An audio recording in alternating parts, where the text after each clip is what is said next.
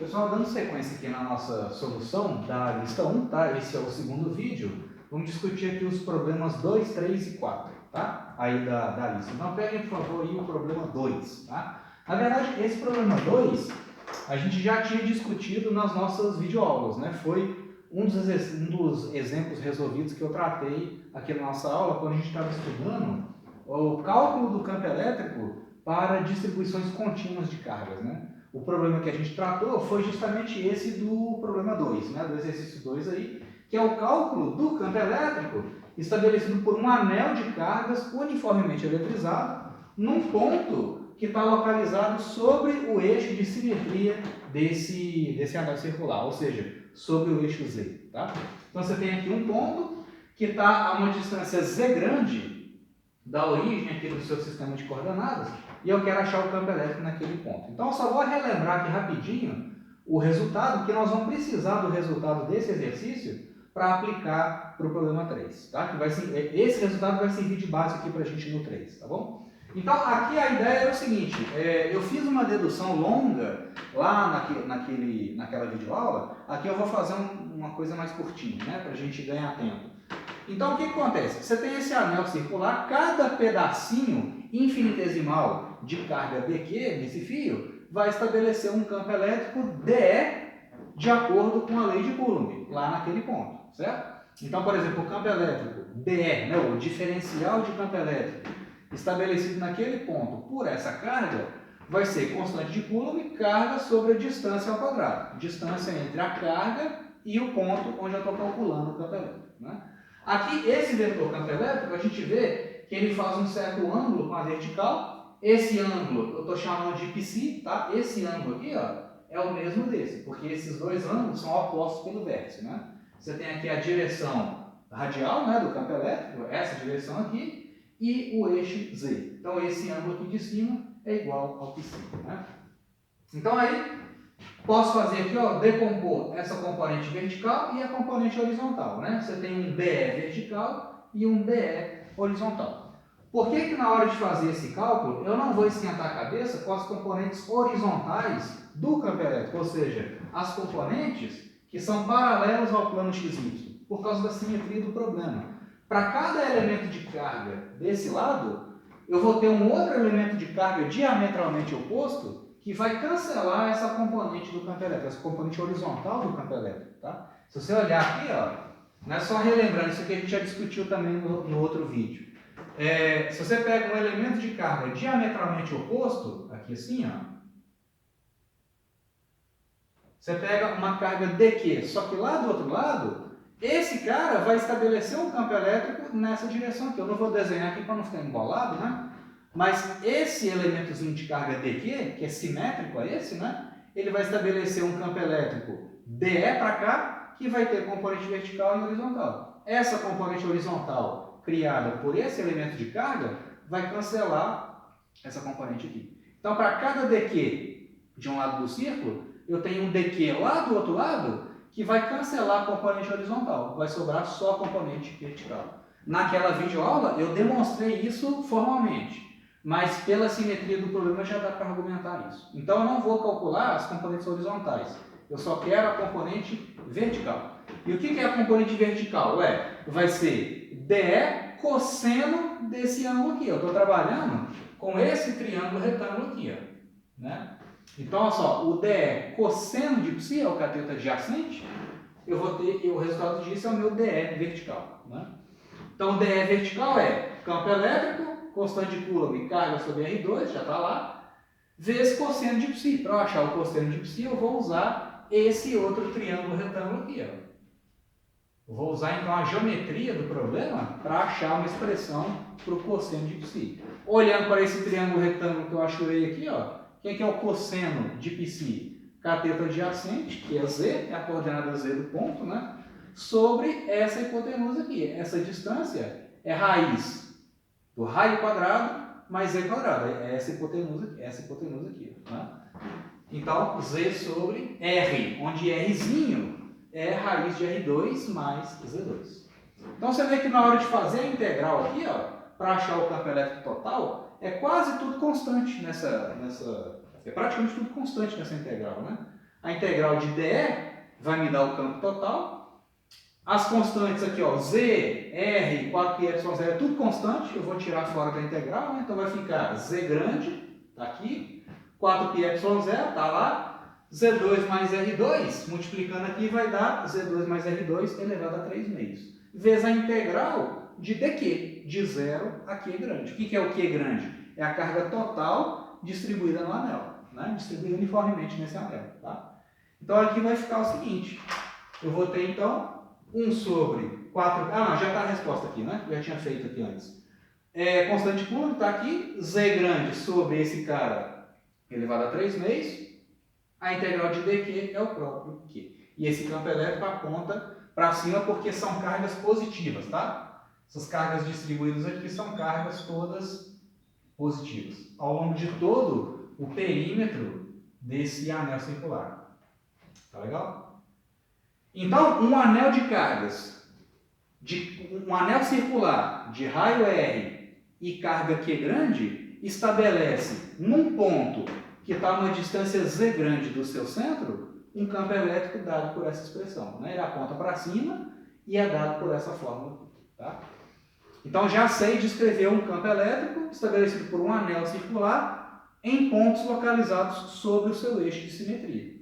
O problema 3 vai ser o seguinte, ao invés de eu ter um anel circular, ou seja, eu ter um fio circular, eu vou ter um disco, né? Então, é um disco uniformemente eletrizado, com densidade sigma, que é carga por área, né? Uniformemente distribuído, então a densidade de cargas, densidade superficial, né? É a mesma em todos os pontos. E eu quero saber qual que é o campo elétrico que todo esse disco vai estabelecer num ponto que está a uma distância Z grande do seu eixo. Tá? Então esse disco aqui, esse disco completo, ele tem raio R grande, tá? Então esse raio aqui, ó, é o raio R do disco completo. O que eu vou fazer então, gente? Uma das maneiras de fazer é você pegar o seguinte, pega a superfície completa do disco e divide em anéis concêntricos de raio Rzinho, e essa espessurinha aqui, ó, é dr. Então, na verdade, você vai construir essas fitas, né, esses elementos de disco infinitesimais de espessura dr e raio R. Então, na verdade, você vai ter que cada anelzinho de espessura dr vai estabelecer um campo elétrico lá naquele ponto, e esse campo elétrico eu já sei quanto que vale, que eu já calculei no exercício 2. Né? Então, isso aqui, ó, vai ser a contribuição para o campo elétrico de cada uma dessas fitas, de cada um desses pedaços de fio infinitesimais, né? Esses pedaços de disco infinitesimais. Né? Então, a ideia é essa, dividir a superfície completa do disco em anéis concêntricos e sucessivos. E para cada anel, eu já sei quanto que vale o campo elétrico. Então, pegando esse resultado do problema 2 e transportando para lá, o que eu tenho? Esse anel circular, essa fita circular de espessura dr e raio Rzinho, qual que é o campo elétrico que essa fita vai estabelecer nesse ponto? Ué, pegando o resultado aqui, ó, o campo elétrico aponta para cima, porque esse disco está positivamente eletrizado, ok? Então eu vou ter constante de Coulomb, está aqui. Z é a coordenada do ponto, né, onde eu estou calculando o campo elétrico, então está aqui, Z grande. Z2 mais R2. Quem que é esse R aqui, gente? Aqui tem que tomar cuidado. Eu vou fazer o seguinte, para não confundir, ao invés de chamar o raio do disco de R grande, para não confundir os raios, eu vou chamar esse, na verdade eu não vou usar R grande não, eu vou usar um Azinho, tá? Então Azinho é o raio do disco completo, tá? Para a gente não ter confusão aqui com os raios, tá legal? Então, de novo, o campo elétrico que esse elemento, essa fita, o campo elétrico que esse elemento de disco, né, que em formato de fita, estabelece naquele ponto, vai ser constante de Coulomb, está aqui. O Z, que é a coordenada do ponto, está aqui. Z2 mais R2, Z está aqui. Quem que é esse R aqui, gente? Esse R, no problema anterior, é o raio do anel.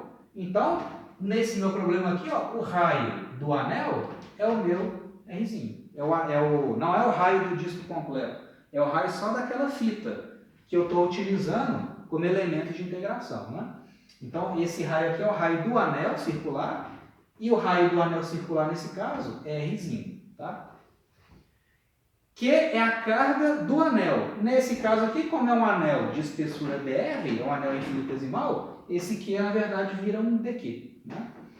E isso tudo na direção Z, tá? Então, só peguei o resultado do problema anterior e adaptei para uma fita de espessura infinitesimal dr e carga dq, tá legal? E raio Rzinho, tá? Então, eu tenho que agora integrar essa expressão, né? Então, isso aqui vai me dar o seguinte, só ajeitando essa integral, eu vou ter o seguinte, que o meu dr,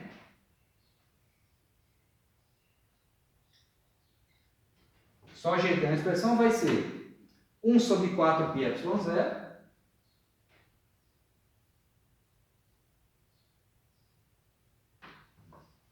o z, eu já vou botar o z grande, né, que é a coordenada do ponto, já vou trazer ele aqui para fora, z grande.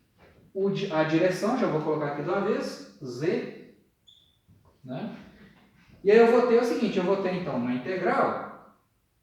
Olha só, gente, eu tenho dq, que é, né, uma variável de integração, e eu tenho um rzinho aqui, ó. Eu tenho que dar um jeito de amarrar as duas variáveis, né? Eu tenho que dar um jeito de relacionar o dq com dr, para eu poder ter uma integral só em r, né? Porque senão eu vou ter duas variáveis aqui que parece que elas são independentes, mas na verdade não são, né? A carga e a coordenada r, elas estão relacionadas entre si, né? Existe um vínculo entre elas, então eu tenho que dar um jeito de mexer nesse diferencial aqui, né? Relacionar ele com o dr. Então eu vou usar a ideia de densidade de cargas. Olha só antes de escrever aqui essa integral, vamos só pensar aqui o seguinte, o que é dq? dq é sigma vezes d área, certo? Qual que é a área superficial de um anel de raio Rzinho e espessura dr? Ué, gente, olha só. O que é o raio, desculpa, o que é a área de um círculo de raio R? A área de um círculo, a área do círculo é πr2. Certo? Faz para mim a derivada da área em relação a R. Faz para mim o DAdr. DAdr.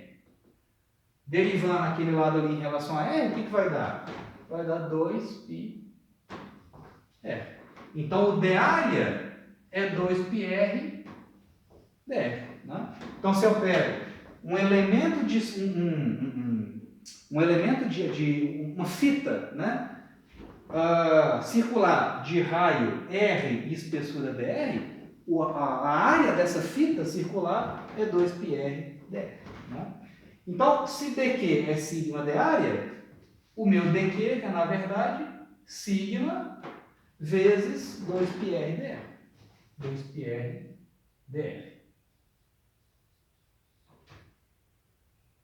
É isso aqui que eu vou usar para ajeitar as minhas variáveis de integração, né? Então, no lugar do dq, eu vou colocar aquilo ali, ó. O meu dq é sigma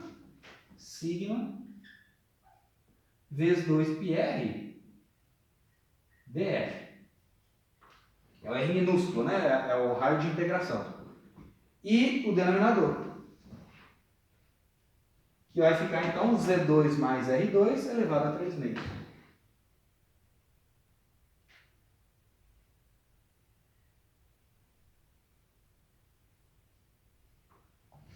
Só conferindo aqui, né? Então, o campo elétrico está na direção Z, ok? Z grande está lá, 4πε0 está aqui.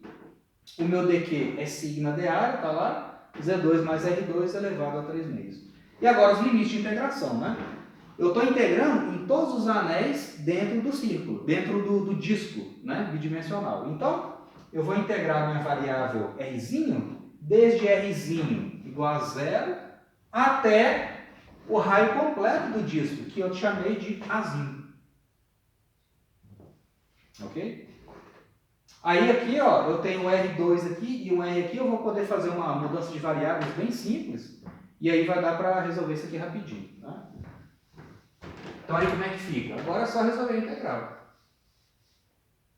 Então, aqui, ó, qual que é a mudança de variáveis que eu posso fazer? Eu vou chamar Z2 mais R2 de U minúsculo, tá? Então, o meu Uzinho é Z2 mais R2, é a mudança de variáveis que eu vou fazer.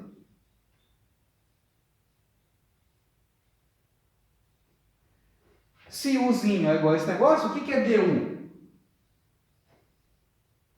O Z é constante, não deriva, né? O meu DU é 2R dr.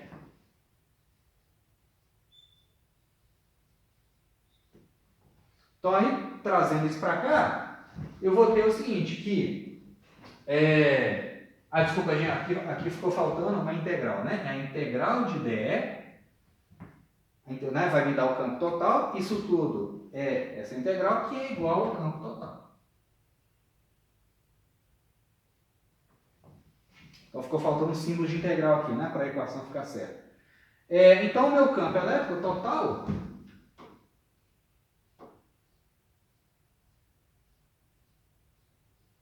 Então, vamos ver. Z grande vezes a coordenada Z, vezes o unitário, Zzinho, né? Vertical, sobre 4πε0.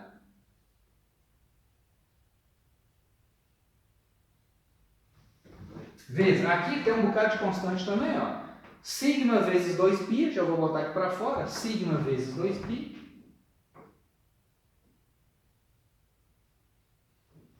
Né? Vezes integral. RdR, Rzinho, drzinho é du sobre 2. Né? Então vai ficar du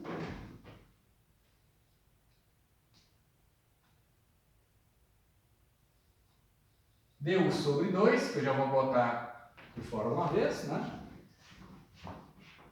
Z2 mais R2, ó, Z2 mais R2 é a minha nova variável U, né? Então vai ficar Uzinho elevado a menos 3 meios, no fim das contas, né?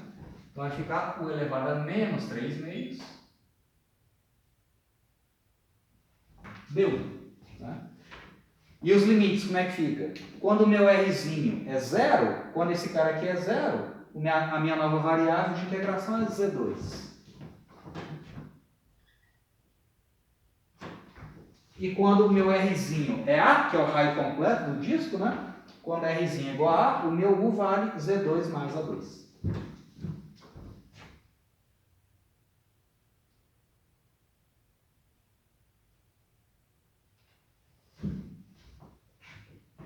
Então, como é que fica o campo elétrico final? Simplifica aqui. O campo elétrico final, que dá para cortar algumas coisas, né? Esse 2 aqui vai cortar com esse 2. Esse 4π corta com um de lado. Então, vai ficar sigma Z grande na direção Zzinho. Então, sigma Z grande na direção Zzinho. Então, sigma Z grande sobre 4ε0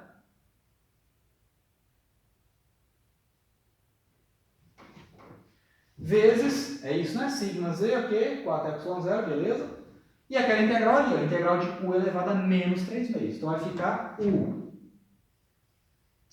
Menos 3 meios, você vai somar uma unidade, né? Então, menos 3 meios mais 1 vai ficar menos meio. Dividir por menos meio. Dividir por menos meio, né? A variável de Z grande ao quadrado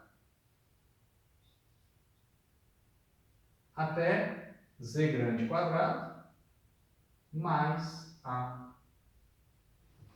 ao quadrado. Né? Então, beleza. Como é que vai ficar isso aqui agora? Isso implica, então, que o campo elétrico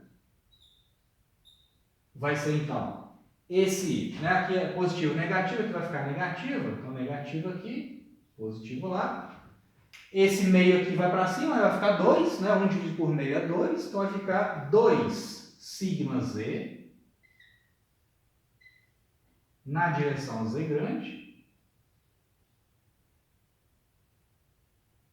Desculpa, na direção vertical, né? Então, aqui tem um menos. Então, Menos 2 sigma z grande em direção zzinho, sobre 4y0, que multiplica... O que ficou lá? Limite superior vai ficar 1 sobre raiz de z2 mais a2.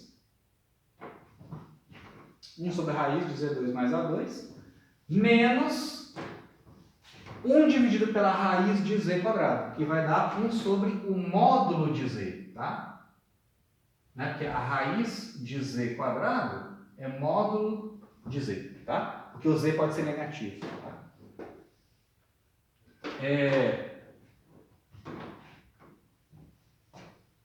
E é isso. Né? Aqui, ó, esse número, né? Essa diferença aqui vai dar negativa, né? Porque esse número é menor do que esse. Então, eu vou fazer o seguinte, esse sinalzinho de menos, vou transportar ele lá para dentro. Então, vai ficar assim, ó.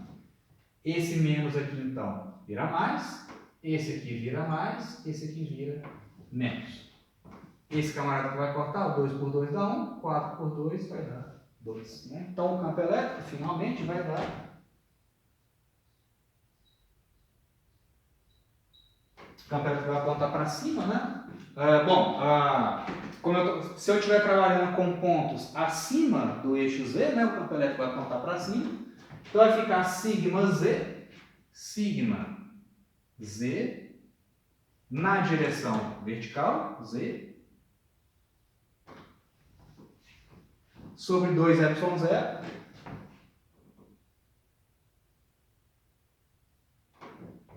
que multiplica 1 sobre módulo de Z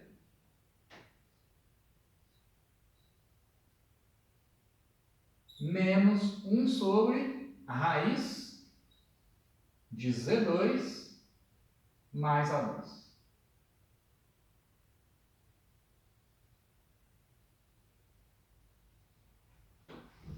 Então, se o sigma for positivo e eu estiver trabalhando em pontos acima do plano XY, né? Então, se esse cara aqui é positivo e o Z é positivo, o campo elétrico aponta para cima. Né? Então, só conferindo aqui, sigma Z sobre 2y0 está aqui, direção Z, e o que sobrou lá do colchete. Né? Então, vai dar essa expressão aqui.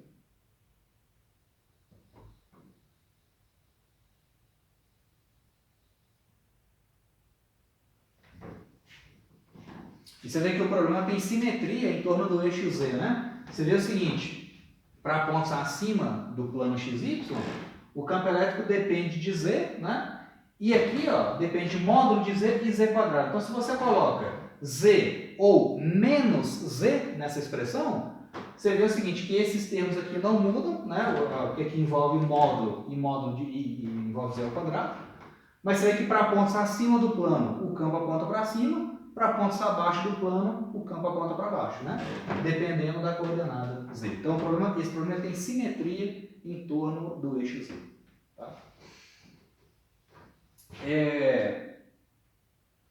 Beleza, gente? Então aí, beleza. Fechou então o probleminha 3. Vamos passar agora para o problema 4, que ele é mais qualitativo, né? Envolvendo os conceitos de blindagem eletrostática para condutores eletrizados na condição de equilíbrio eletrostático. Tá? Então a situação que está descrita aí no problema 4 é o seguinte, né? Você tem lá inicialmente um condutor qualquer, um formato geométrico qualquer, ele tem uma parte maciça e uma parte dele que está oca, né? Ele tem uma cavidade. Tá? E aí inicialmente você eletriza esse material e você vê que as cargas, né? Esse excesso de cargas de 10 microcoulomb, eles ficam então distribuídos na superfície do condutor e lá dentro o campo elétrico é zero, né? Tanto na cavidade quanto na parte maciça do condutor. Lá fora o campo é diferente de zero e nas proximidades da superfície ele é perpendicular à superfície. Né? E o excesso de cargas fica acumulado na superfície. Tá? Isso tudo a gente já viu, né? Sobre condutores, tá? em equilíbrio eletrostático. Condutores eletrizados em equilíbrio. Aí o que acontece aqui, pessoal? Vamos ver a situação. Ele descreve aí no enunciado que depois disso o camarada vai e coloca uma carguinha de 3 microcoulomb positiva no interior dessa cavidade. E aí vai fazer uma série de perguntas, né? A respeito do campo elétrico aqui, campo elétrico lá fora e tudo mais, tá? Então esse problema é interessante porque é o seguinte, o tempo todo a gente está falando assim, o campo elétrico, tanto na cavidade quanto na parte maciça do condutor, é zero, tem que ser zero, porque na condição de equilíbrio eletrostático, você não tem movimentação de cargas. Para não ter movimentação de cargas, o campo tem que ser nulo, tanto aqui quanto aqui. Mas se você vai lá e coloca uma carga de prova, será que o campo elétrico nessa parte maciça aqui, por exemplo, deixa de ser zero? Como é que é? Viola aquelas condições que a gente já viu, né, lá no capítulo de blindagem eletrostática? E o que acontece com as cargas lá fora? Será que elas vão sentir a influência dessa outra carga aqui? Ó? O que vai acontecer? Tá? Então, a questão toda é o seguinte, gente. Fazendo passo a passo aqui, tá? Quando você introduz uma carga lá nessa cavidade, bom, obviamente, dentro da cavidade, lá dentro da cavidade, você vai ter campo elétrico. Então, aqui dentro da cavidade, nessa região aqui, ó, onde você introduziu a carga, você vai ter linhas de campo. Dessa forma, né? Ok? Você vai ter linhas de campo lá dentro. Agora, o que acontece? Quando você coloca uma carga positiva, por exemplo, na cavidade, os elétrons restantes da parte maciça do material, eles vão responder ao campo elétrico estabelecido por essa carga. Então, durante um intervalo de tempo muito curto, você vai ter uma migração de elétrons do restante do material até as proximidades da cavidade. Os elétrons, você vai ter então um acúmulo de elétrons nessa região aqui, ó, na borda da cavidade, tá? De onde que vieram esses elétrons? Esses elétrons vieram, esses elétrons estão livres, né? Então eles estavam no restante do material, né? Aqui na situação inicial você arrancou um bocado de elétron, o material estava neutro. Aí você veio aqui, arrancou elétrons e deixou o material positivamente eletrizado. Mas ainda restaram muitos elétrons livres, né? Passeando pelo material. Quando você vem aqui e introduz uma carga de prova positiva, parte desses outros elétrons vão se movimentar e vão se acumular nas paredes da cavidade. Eles não vão entrar na cavidade, porque lá na cavidade você não tem condutor, né? Não tem material condutor. É tipo vácuo, né? Por exemplo. Então, eles vão ficar todos acumulados nessa região. E aí, o que acontece, gente? Depois desse intervalo de tempo muito curto, onde você vai ter uma migração de elétrons para a borda aqui da cavidade, lá dentro da parte maciça do condutor, quando é atingida a condição de equilíbrio eletrostático, na parte maciça do condutor, o campo elétrico continua sendo zero, tá? Porque se não fosse zero, se eu tivesse campo elétrico aqui, ó, eu ainda teria movimentação de cargas, mas isso viola a condição de equilíbrio eletrostático, tá? Então, mesmo tendo esse acúmulo de elétrons aqui na borda da cavidade, esses elétrons vão blindar o campo elétrico criado por essa carga. Então, lá dentro da cavidade, você tem campo? Tem. Mas aqui na parte maciça, ó, nessa parte maciça, o campo elétrico continua sendo zero. Então, quando a gente fala assim, o campo elétrico no interior de um condutor, quando a gente fala o interior do condutor, você tem que tomar um certo cuidado. Você está falando da parte maciça dele ou da cavidade dele, né? Na cavidade, você tem campo, mas na parte maciça não. E lá fora você tem campo, né? Na parte de fora do condutor, você tem campo, né? E aí o que rola? Como você teve uma migração de elétrons, né, elétrons restantes, né, lá da parte maciça do material para as bordas da cavidade, se você teve uma migração de elétrons, a parte externa vai ficar mais positiva, concorda? Se eu tinha 10 microcoulomb de carga acumulado aqui, ó, na situação final eu vou ter os mesmos 10 microcoulomb mais uma certa quantidade. Essa certa quantidade a gente já vai responder quanto que é, tá? Então a questão toda é essa, ó. Aqui dentro, no fim das contas, você tem que as linhas de campo elétrico nascem dentro da cavidade, tá? As linhas de campo elétrico vão nascer na carga que você colocou lá, que é positiva, né? E vão morrer, vamos dizer assim, né? Vão convergir para os elétrons que estão na cavidade. E aí não vai ter linhas de campo elétrico na parte maciça do condutor, tá? Então, de novo, esses elétrons que ficam na cavidade, eles vão blindar o campo elétrico estabelecido pela carga de prova lá dentro da cavidade. Então, você vai ter uma configuração assim, ó. Você tem campo elétrico lá dentro, à vontade, mas na parte maciça não. Então, você vai ter uma coisa desse tipo aqui, ó.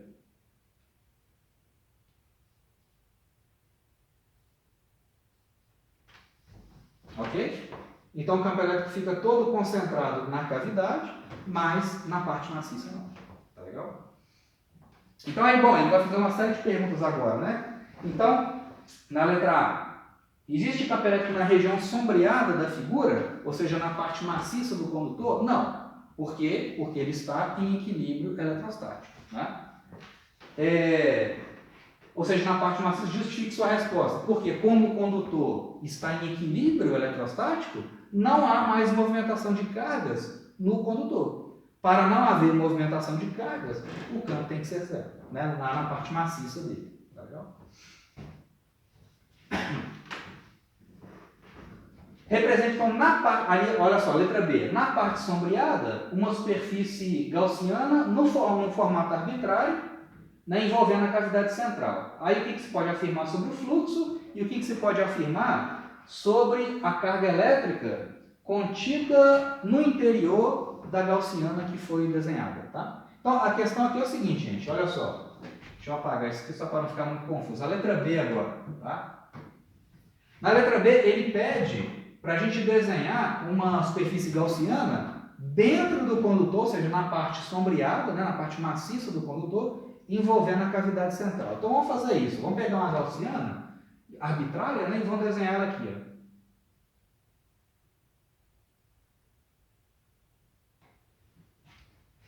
Ó. Um formato arbitrário, tá? Um formato qualquer.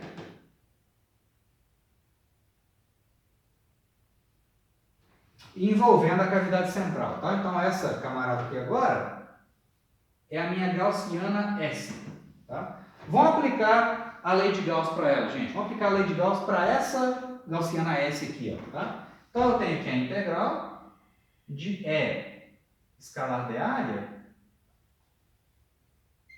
é igual a carga total sobre ε0 em toda a minha gaussiana S. Gente, quanto que é o fluxo nessa gaussiana S ali, ó? Eu não estou desenhando uma gaussiana dentro da parte maciça do condutor? Na parte maciça do condutor, o campo elétrico vale quanto? Não vale zero? Então, se esse cara aqui vale zero em todos os pontos, então necessariamente, se o campo elétrico é nulo em todos os pontos do interior do condutor, na parte maciça dele, né? Então não tem fluxo. Se eu não tenho fluxo, isso implica o quê? Isso implica que a carga total dentro da gaussiana é igual a zero. Quais que são as cargas que eu tenho dentro da gaussiana? Eu tenho a carga de prova, aqueles 3 microcoulomb que eu coloquei lá dentro, mais soma algébrica, né? Com os elétrons, né? Com a soma de cargas negativas que eu tenho na borda da cavidade. Então aqui, ó, esse Q total é igual a zero. Então eu tenho que os 3 microcoulomb que eu coloquei lá, que a pessoa colocou lá na cavidade, mais a carga negativa que está na cavidade, na borda da cavidade, isso tem que ser quanto? Zero. Então a carga negativa que está localizada na borda da cavidade tem que valer quanto? Menos, essa carga negativa, né? Tem que valer menos 3 microcoulomb. Entendeu? Essa carga aqui, 3 microcoulomb, somado com essa carga negativa, tem que dar zero, para garantir a validade da lei de Gauss, que é absolutamente geral, né? Então significa que a carga negativa que está acumulada na borda da cavidade tem que valer menos 3 microcoulomb. Então o tanto de carga que eu introduzo aqui, ó, tanto de carga de prova que eu coloco lá dentro da cavidade, vai produzir a mesma quantidade de cargas, só com sinal negativo, acumulados na borda da cavidade. Se eu tivesse colocado 10 microcoulomb de carga lá na cavidade, aqui, lá dentro da cavidade, né, na borda da cavidade ia acumular quanto? Ia acumular menos 10 microcoulomb de carga. Né? O que eu coloco aqui, eu tenho que acumular na borda da cavidade, só que com cargas negativas, né? Para garantir essa blindagem do campo elétrico estabelecido por essa camarada. Ok? Então, aí, e mais, né? Olha só. Beleza. Então, eu tinha 10 microcoulomb de cargas positivas acumuladas aqui em volta. Aí migrou 3 microcoulomb de elétrons para a borda da cavidade. Ué, então, você concorda que essa superfície, como ela cedeu, vamos dizer, né? Como o restante do material cedeu elétrons para ficarem acumulados nessa região, então essa parte de fora vai ficar mais positiva, certo? Eu tinha 10 microcoulomb e sumiram 3 microcoulomb de elétrons que ficaram agora acumulados na cavidade, então esse cara ficou mais positivo. Então eu vou ter agora, na verdade, 13 na situação final aqui, ó, eu vou ter 13 microcoulomb de cargas positivas, que é os 10 mais os 3 que surgiram devido ao fluxo de elétrons lá para dentro. Né? Então, se você tem uma migração de elétrons do restante do material para a borda da cavidade, então a parte de fora vai ficar mais positiva, porque ela está cedendo elétrons, né? Para garantir ali a blindagem eletrostática. Então, a carga final vai ser o seguinte. Ó. Então, a carga final, essa é uma das perguntas, se não me engano, que ele faz ali. Então, a carga final vai ser os 10 microcoulomb que eu já tinha, mais os 3 que surgiram devido à migração de elétrons aqui para dentro, para a borda da cavidade. Então, a carga final vai ser 13 microcoulomb. Ok? Então, isso responde à letra B. Né? Fazendo esse tratamento com a lei de Gauss, né? Traçando essa gaussiana, isso me permite concluir que a carga negativa na borda da cavidade é 3 microcoulombs, né? Com sinalzinho de menos. Então, a letra C. O campo elétrico no interior da cavidade é positivo ou negativo? Ué, gente, faz o seguinte. Vamos traçar uma gaussiana lá dentro da cavidade. Tá? Então, esquece essa gaussiana aqui. Tá? Vamos retirar esses campos elétricos aqui, ó, só para tentar simplificar a nossa vida aqui, para não ficar tão embolado. Né? Então, tira esse campo elétrico e deixa só a carga de prova lá dentro.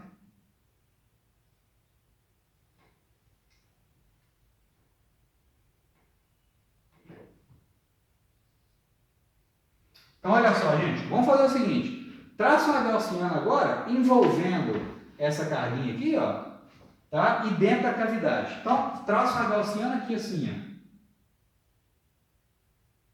Essa agora é a minha gaussiana S. Ué, gente, o que eu tenho? O que a lei de Gauss fala? Que é a integral de E escalar de área é a carga dentro da gaussiana sobre epsilon zero. Ué, gente, olha só. Eu tenho carga dentro da gaussiana, não tem? Eu tenho 3 microcoulomb. Aqui, ó. Eu tenho 3 microcoulomb de carga. Então, o fluxo é diferente de zero. Para o fluxo nessa gaussiana ser diferente de zero, eu preciso, né, necessariamente, tem que haver campo elétrico dentro da cavidade. Né? Então, se o lado direito da lei de Gauss é diferente de zero, o lado esquerdo tem que ser diferente de zero. Para que ele seja diferente de zero, eu tenho que ter, né, tem que existir campo elétrico no interior da cavidade. No interior da parte oca, no interior da parte maciça, o campo é zero. Então, dentro da cavidade, então, na cavidade, é diferente de zero. Na verdade, o campo elétrico lá dentro da cavidade, se eu fizer uma análise direitinho, né, se eu pegar por exemplo, uma gaussiana esférica, né, envolvendo essa carga pontual, eu vou ter que lá dentro, o campo elétrico obedece à lei de Coulomb, porque é o campo elétrico estabelecido por uma carga pontual. Tá? Então, em cada ponto do interior da cavidade, eu vou ter um campo elétrico estabelecido por uma carga pontual.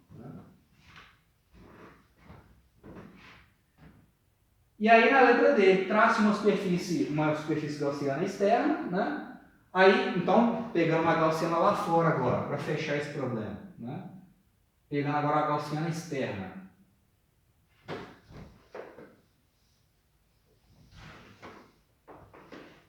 Ué, gente, se eu pegar uma gaussiana qualquer lá fora, eu sei que lá fora o campo elétrico é diferente de zero, né? Então agora essa é a minha gaussiana S. Tá? Então vamos ver. O fluxo na superfície gaussiana é nulo ou diferente de zero? E qual o valor da carga total presente na superfície externa do condutor? Olha só, gente, lá fora, como eu tenho cargas, né, eu tenho 13 microcoulomb acumulado aqui na superfície externa, então, de novo, né, integral de E escalada E área é igual a carga total sobre ε0, né? Eu tenho cargas no interior dessa gaussiana, né, que justamente as cargas que estão acumuladas na superfície. Aqui eu tenho 3 microcoulomb. Aqui eu tenho menos 3 microcoulomb. Então 3 menos 3 dá 0. Né? Mas essa carga total, então, vai ser os 13 microcoulomb que estão acumulados na superfície externa. Né? Como esse cara é diferente de zero, o campo externo é diferente de zero, como a gente já sabia. Né? Se eu tenho cargas lá dentro da gaussiana, necessariamente eu tenho fluxo e tenho campo elétrico lá fora. Ok? Então, um probleminha, esse é do Hadley, né? Um probleminha bem interessante sobre essa coisa de blindagem eletrostática e relacionando isso com a lei de Gauss. Tá? Então, espero que tenha ficado claro, né? Isso fecha, então, o probleminha 4. E aí, então, a gente dá sequência no terceiro vídeo sobre a primeira lista.